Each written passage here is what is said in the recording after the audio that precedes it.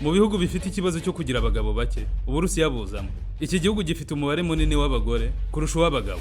Nk'ubu biteganyijwe ko mu mwaka wa 2036 abagore bo mu Burusiya bangana na miliyoni 1 batazabona abagabo muri icyo gihe.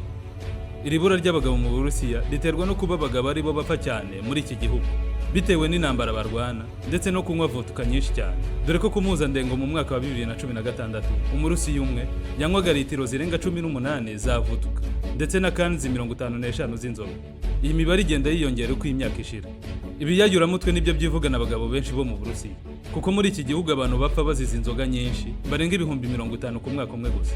Abarusiya kandi si ukunywa inzoga gusa, kuko banayikoresha nko kwishyurana hagati yabo mu gihe hari ibibazo by'ubukungu.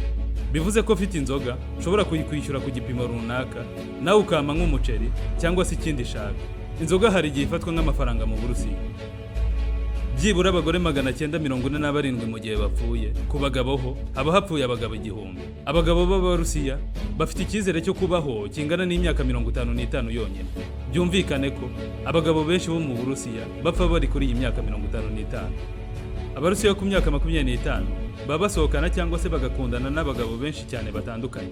Mu gihe iyo Umurusiya akazagejeje imyaka 60 ahita ahinduka umugore wa buri mugabo wese. Bamwe aha bita kibakwira, aha numbaza icyo ari cyo.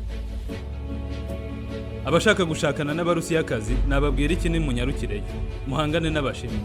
Dore ko Abashinwa bakora abagore mu Burusiya cyane, kuko iwabo mu Bushinwa bafite ikibazo cy'ibura ry'abagore.